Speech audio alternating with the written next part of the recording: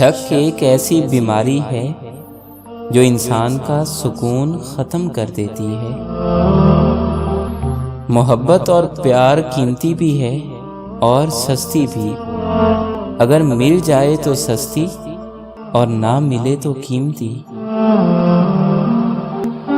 گناہ میں لذت ضرور ہے مگر سکون نہیں۔ گناہ کا موقع نہ ملنا بھی اللہ کی نعمتوں میں سے ایک نعمت ہے۔ اللہ کی راہ بظاہر کانٹوں سے بھری ہے مگر در حقیقت اطمینان اور سکون کی دولت سے بھری پڑی ہے۔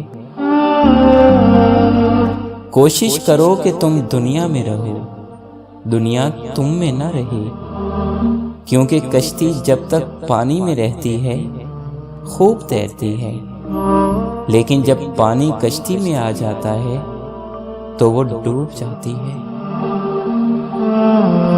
ہر حال میں اللہ کا شکر ادا کرو۔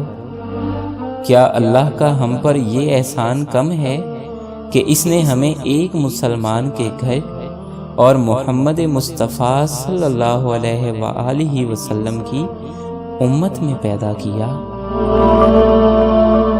اچھا انسان وہ ہے جو کسی کا دیا ہوا دکھ تو بھلا دے مگر کسی کی دی ہوئی محبت کبھی نہ بھلائے۔